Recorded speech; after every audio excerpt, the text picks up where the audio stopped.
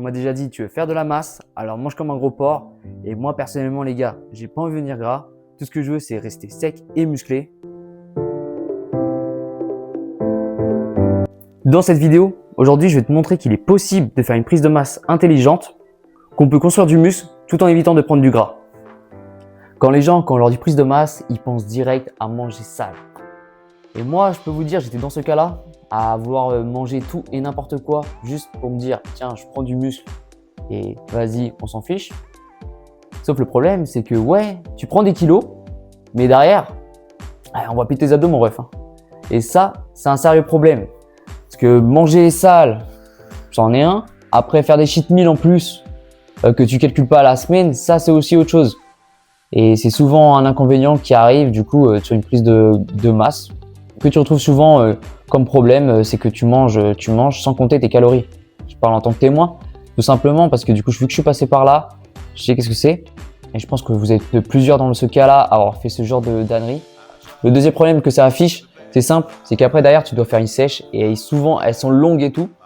Et ça, c'est compliqué. De toute façon, je t'affiche ici ma dernière vidéo sur ma transformation. Comme ça, tu peux voir le temps que j'ai mis pour juste me transformer physiquement et mentalement aussi du coup. Tu vois, le problème en fait, c'est qu'on n'a pas de vision sur la prise de masse. On est toujours dans la vision du passé, comme quoi il faut manger, juste pour prendre du muscle et après derrière faire des grosses sèches qui sont compliquées quoi. Du coup, je vais te parler un peu de la méthode qui est mise en place pour ma prise de masse actuelle. C'est simple, j'ai augmenté juste de 5 à 10% mes calories de maintenance de base. Donc c'est pas énorme, mais c'est suffisant pour prendre de la masse tout en évitant de prendre du gras. Donc là tu vois, ça fait à peu près du coup 2 mois. Là je suis sur mon 3e, mais bon on est quasiment bien avancé. Donc que je suis en prise de masse. Donc là sur le papier j'ai pris 1 kg 200, donc pas énorme tu vois. Sur 3 mois quasiment, donc c'est sur 2 mois plutôt. C'est pas énorme, mais tu vois c'est suffisant parce que du coup automatiquement je limite la casse parce que je prends pas de gras. Donc là, actuellement, je vois mes abdos, tu vois, pour te dire. Donc, ils sont bien visibles même. J'ai même encore les veines sur les abdos. Et même les stries sur les pecs. Donc franchement, j'ai pas à me plaindre.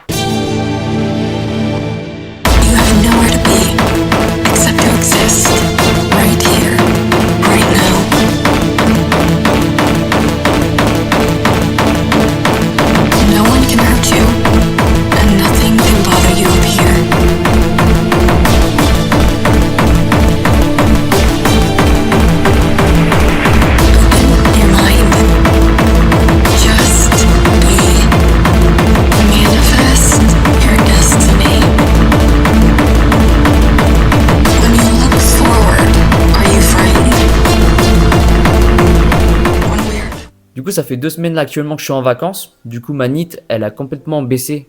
Bon, pas complètement énormément, parce que je reste toujours sur mes 20 000 pas.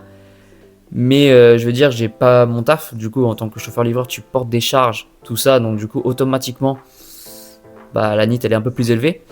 Et là, ouais, du coup, ça a un peu baissé. Donc, du coup, j'ai eu le poids qui a fait une petite variation dernièrement. Et du coup, je me suis mis en maintenance. Donc là, ça fait 3-4 jours que je suis en maintenance jusqu'à que je reprenne le taf et je remonte du coup au pourcentage que j'avais mis en plus.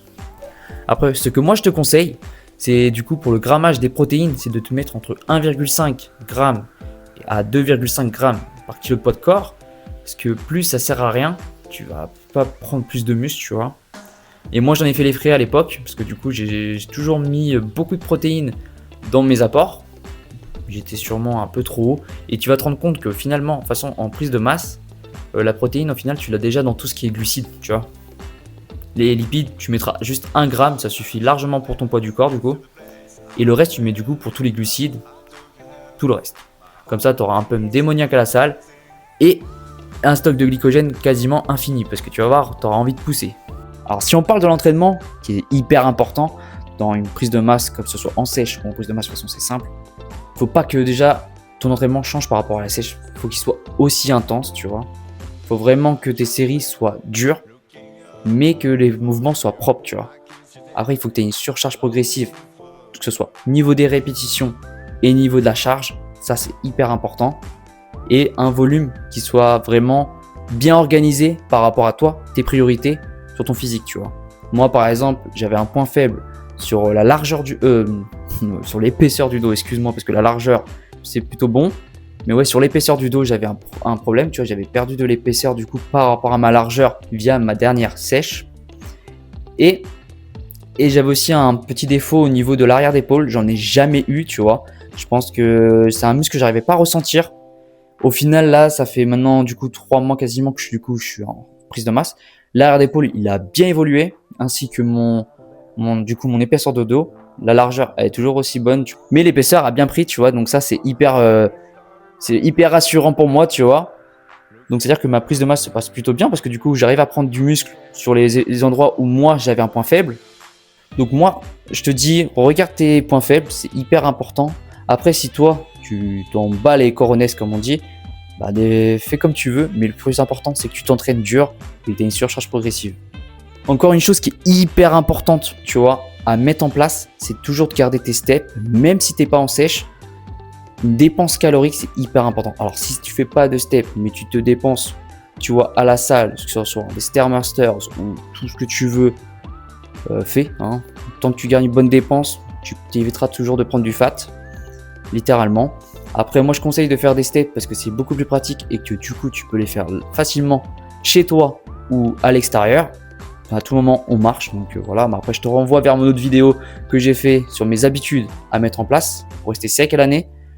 Voilà. Donc du coup, c'est facile. Tu vois, la chose qui est hyper importante à comprendre, c'est que du coup, c'est pas parce que tu es en prise de masse que tu dois relâcher toute l'intensité que tu as mise pour atteindre un physique sec déjà.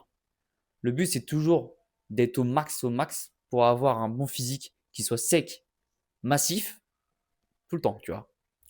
Je veux que tu comprennes que être sec, c'est pas que pour l'été, c'est pour tout le temps, tu vois. Notre objectif, c'est d'être sec à l'année, les gars. On n'est pas là pour faire semblant. Donc, c'est-à-dire en prise de masse, je veux que tu gères au mieux, t'évites de prendre du gras inutile, tu vois. Si tu es intéressé de voir mes repas en prise de masse, je t'invite à liker, à commenter et à partager cette vidéo. Et surtout, abonne-toi, mon bro, parce qu'on est là ensemble pour être sec.